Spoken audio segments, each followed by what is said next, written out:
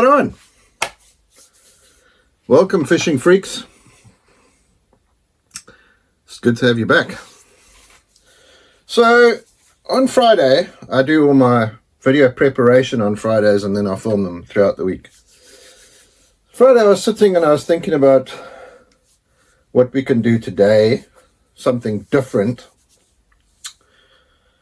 Something maybe that's overlooked quite a lot or maybe underutilized because people don't understand it.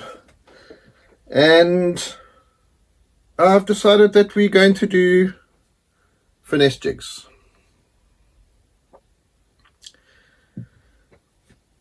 So I started going through all my stuff, and I know this is hard to believe, but I could not find any finesse jigs in my box. I think I've left them all in the States.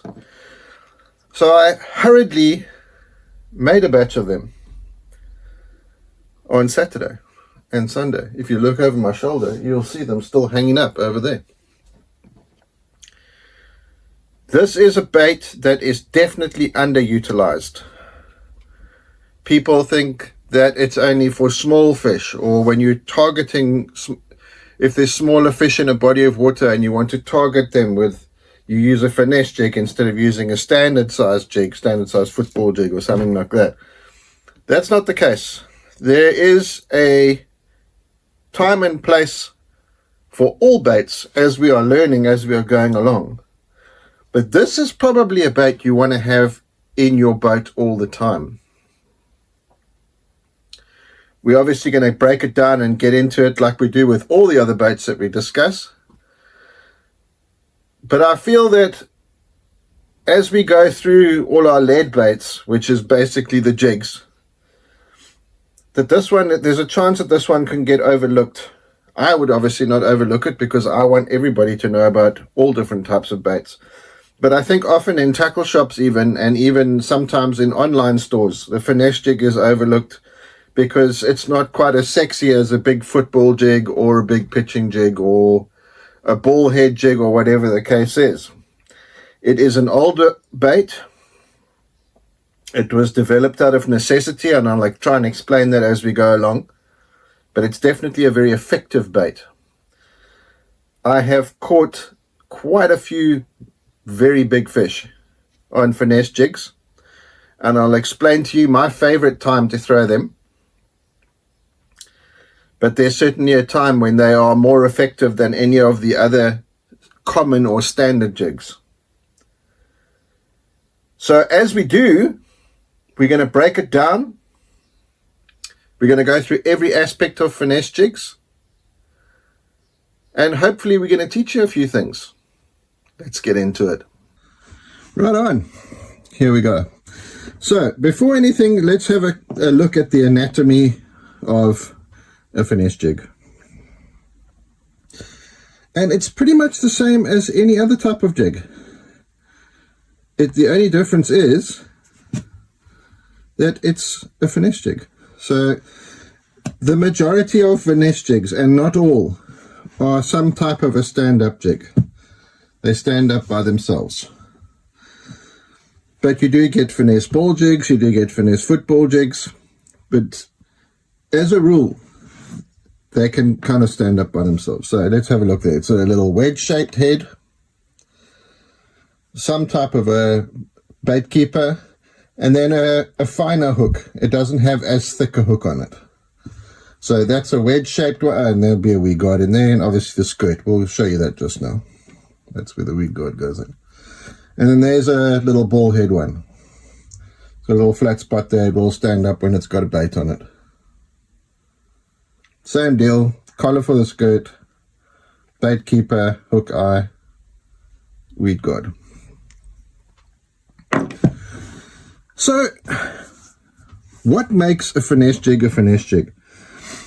I think what we should talk about first is something that is important to understand, and that's profile.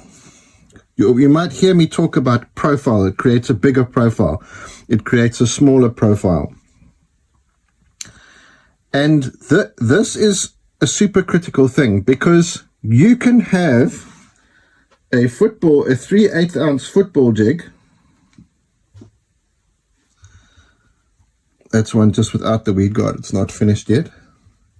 With a full skirt. And then you can have a 3/8 ounce finesse jig, and it looks like it's half the size. The profile is the silhouette that the bait creates against the sun. How big that bait looks to a bass. So you can see this is a normal football jig. Let's get a bigger one. That's a 3/4 ounce football jig. Look at the size of the hook on that thing. Full skirt, massive head, big, strong weed guard. That's a heavy weed guard. And then look at a 3/8 ounce football next to it. It's tiny. It doesn't even compute. So let's look at a couple of the key differences. On a finesse jig, sorry, let me just get myself organized here, guys. On a finesse jig, you have a lighter wire hook, usually a finer weed guard or a softer weed guard, not necessarily a smaller head. That is not always the case. For example, that's a 1/4 ounce one, and then usually a much finer skirt. This cut, the way that this skirt is tied on this bait, is what is known as a finesse cut. It basically means that instead of the skirt hanging all the way down the side of the bait, half the skirt is cut off almost flush with the top of the head. And it looks like a buzz cut, a brush cut. And that is this normal style of what people think a finesse jig could be. And it is, again, not the case. So here we have a stand-up finesse jig. Here we have a football finesse jig. See the smaller hook? See the lighter weed guard? That's still a 3/8 ounce football jig. And then if we want to get really crazy, we can go even smaller than that. These ones are something that I've made for just messing around with smallmouth. That's an 8 ounce finesse jig with a 1/0 hook. That's a 16th ounce one I've built on a Ned head.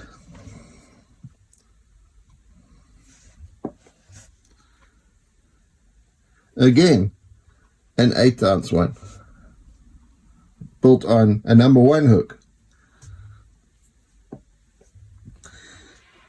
It's all subjective, but the main characteristics are a lighter or thinner skirt, a lighter or thinner weed guard, usually a finer or smaller hook, but usually finer hook. So, broad strokes, there are 4 different types of heads on finesse jigs. So any jig could be a finesse jig if it's built as a finesse jig. So when we say finesse jig, the profile is smaller than a standard jig. The profile of the bait, the size of the bait in the water, the profile of the bait is smaller. Okay, let's move on.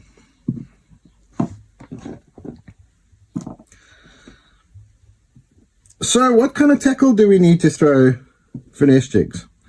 Well, as luck would have it, our 7-foot medium heavy rod is about as perfect as it gets for a finesse jig. My personal rod is a 7'3" medium heavy Fost. I like the Foster tip when I'm fishing a finesse jig. The bite can sometimes be a little bit lighter, and I'll explain that a little bit later on. So I like to have that Fost tip for a quick hook set. What kind of line would you fish a finesse jig on? Well, You could fish a finesse jig on 15-pound fluorocarbon or your 30-pound braid to 15-pound fluorocarbon leader. But depending on what type of structure we're fishing in, I like to fish a finesse jig on 12-pound line, and in some extreme cases, when the water is very clear, I like to fish it on, even go down to 10-pound fluorocarbon. So, finesse jig and slightly more finesse tackle. What kind of reel do we need for it? Well, the reel's not really important, because this is not a bait that you're going to want to move fast. So, kind of the same as the last episode. 7 to a 7.2 to 1 is going to be perfect for this bait. But you could use whatever reel you want. You don't have to have a special reel for finesse jig fishing.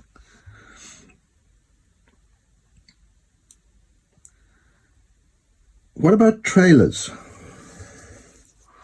Now, when we did our plastics library, you may recall that I mentioned the Zoom little or baby critter crawl. Guys, what we're trying to mimic here is some type of an aquatic crustacean. So either a crab or a crawl, something like that. So you'll notice how the colors, these are my three favorite colors for a finesse jig, how the colors kind of mimic that. So what we've got here is my choices for trailer, because they resemble craws. Now, you don't have to use this type of trailer. You could in fact use a 2-inch grub if you wanted to. But remember guys, what we're trying to do here is to keep the overall profile of the bait smaller. So even with these tiny little trailers, I like to trim them up a bit. You don't have to do this. I like to just take the little legs off the side, just trim them off with a pair of scissors. We'll do the PB&J one first. That's one of my favorite colors for a finesse jig. And then what we're going to do is, we want the claws to protrude just out of the skirt. So we don't want them out here. We want them just back of the skirt. So let the jig hang. I'm going to do it on my hand so that you guys can see it. Put the bait next to the jig, and you can see where the claws are going to stick out. In this particular case, I think we're right about there without having to shorten the body of the bait. So let's do this. We want to push down on the weed guard. We want the hook to come out the top of the bait. So we take the hook, we thread it in the middle of the bait, and we go all the way down into the head of this crawl. And then let it come out through the middle of the bait. Then we move the skirt out of the way, and we push it all the way up so it's nice and straight. Rearrange the skirt a little bit. Look at that little bass snack there, boys and girls. So we've got the claws sticking out about a 1/2 inch past the end of the skirt. So let's get a couple of those made up. So on this particular one, this is a Tight Lines UV crawl. I'm going to use this one on the My Crawl Color finesse jig. It's got a little bit of orange, a little bit of brown in it. Again, trim off the legs. Again, guys, you don't have to trim the legs off. That's just how I do it. Get rid of that. Lay the bait next to the jig. Same thing again. Looks like we're not going to have to trim this one.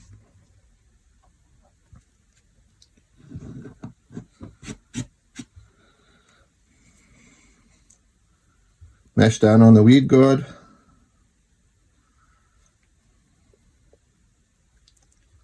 And just thread it down the body of the bait. Get your skirt out of the way. Push it up till it touches the bottom of the skirt.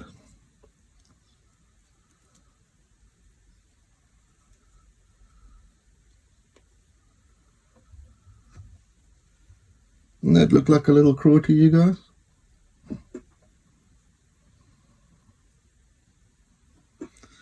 So when that guy hits the bottom like that and stands up like that, like I told you, all the little pinches and the little feelers and whatnot just stand up, and that looks like an angry crawdad. And the final one we'll do just for fun. This is another Zoom baby critter or little critter craw.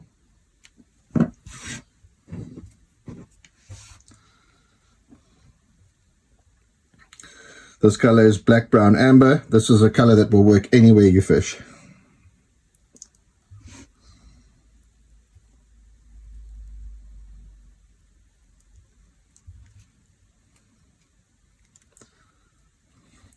This would be better with just a normal pumpkin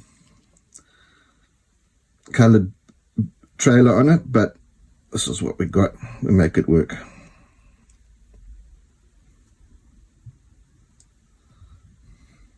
Didn't get that one quite as straight as the other two, but you get the idea.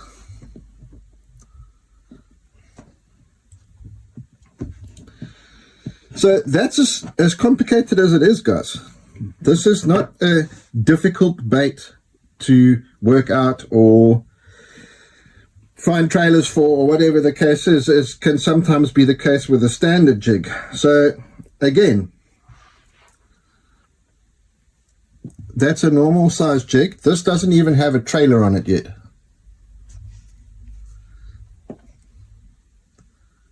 And that's a finesse jig.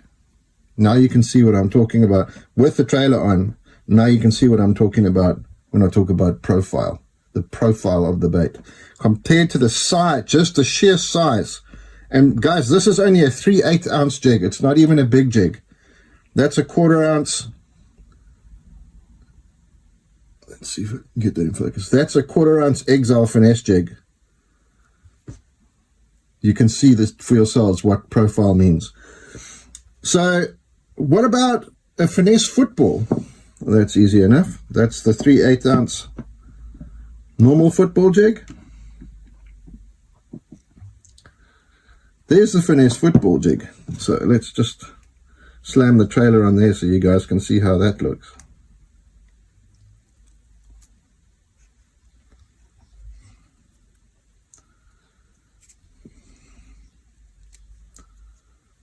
Now you can see here, that hook is slightly smaller on there. So all we do is we just nip the end of the body of the bait off. We don't want it protruding too far past the skirt, because if you do that, the fish, there's a chance that the fish will just bite the trailer off and not get the hook.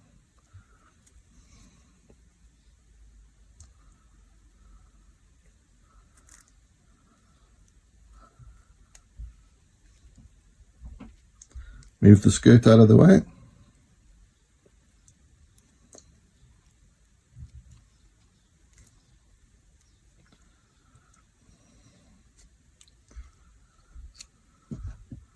.3/8 ounce finesse football.